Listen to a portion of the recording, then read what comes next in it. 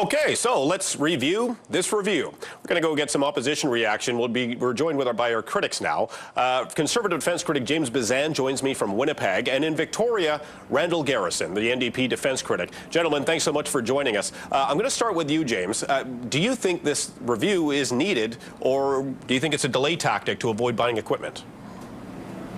Well, we already had the Canada First defense strategy that's in place, and we did a defense procurement strategy and a complete public consultation just back in 2014. So this is actually taking something that's already been done. It's repeating a lot of the same effort, and of course we know that a lot of this is predetermined. As you mentioned in your interview with Minister Sagen, they had the Liberal platform that said that they're going to do certain things with the Canadian military. We also saw in the speech from the throne that they were talking about a leaner military. So again, we're talking about more cuts and a smaller national defense force. And then we saw in the mandate letter and in the budget, again, a lot of ideas coming forward from the Liberals on how they're going to set up the Canadian Armed Forces. So this, in my opinion, is a bit of a delay tactic that all of us know where the Liberals are going. They want to do more in peacekeeping missions. And of course, when they consult with Canadians, I expect that a lot of Canadians are going to say, yeah, we support peacekeeping missions.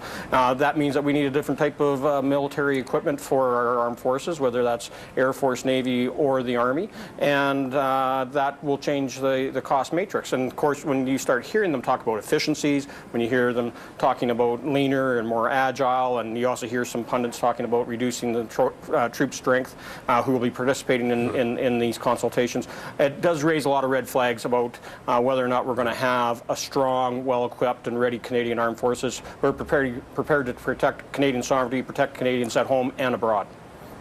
Okay, Randall, same question. Do you see value in this review? Well, yes, I do. I think a review is overdue, and I welcome the minister's initiative, and in particular to have an advisory panel to work with on this. My concern is somewhat the same as James, though, that some of this may have been predetermined. When you look at the Liberal budget, they don't even provide enough money to meet inflation for operations, and they put off capital expenditures till after the next election. So I'm worried with the statement that was in the speech from the throne saying we need a leaner military, that somehow this is already predetermined. And my second concern is related to that, is what are they going to do with this input they get from the review?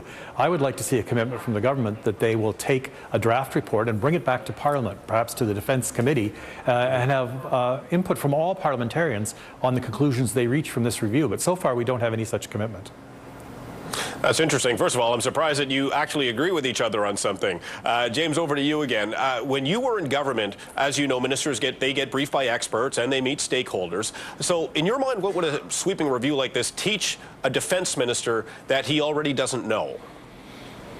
Well, especially with Minister Sagen, who is a well-decorated veteran. So he knows this file, and definitely within the Department of National Defence, within the Canadian Armed Forces, and all industry stakeholders, they are providing input all the time. So what they're going to glean from their roundtables, and of course these roundtables are going to be done in secret. I expect that they'll be inviting Liberal-friendly experts to those tables, and we'll never know what the outcome of those meetings are. But I think those 6 roundtables will largely determine what we see in the Defence White Paper that's going to be published in December or January later this year.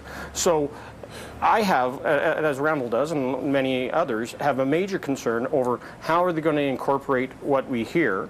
And, you know, as parliamentarians, we're being invited to also hold town halls and roundtables ourselves. And on behalf of the Conservative Party, I'll go out there and make sure that all Canadians that have maybe contrary positions to what the Liberals believe are the future of the Canadian Armed Forces have a chance to provide input through our process so that we will make that public and ensure that Canadians know what we're recommending to the minister in the defense review. Well, where you are, James, there's an Air Force base in Winnipeg, and Randall, CFB Esquimalt is a big part of Victoria. I'm wondering, Randall, are you going to attend any of these public forums, and do you think that any of your input will be part of this review and make a difference? Well, like James, I was a bit disappointed in some of the organization of this input, especially that the roundtable on the West Coast is going to be in Vancouver and not on Vancouver Island, where we have the major bases, both the Air Force and the Navy. So, like James, I'm going to make a commitment here to hold a public meeting on defense issues and on this review here on Vancouver Island, because the government's going to neglect to do that. Okay, and finally, you heard in the interview the minister either doesn't know or wouldn't say what the price tag will be, and we know reviews can be expensive. Randall, what's your read on that? Well, I don't think that this review will be all that expensive, and I do think it's important that Canadians have a chance to have input into our national defence policy.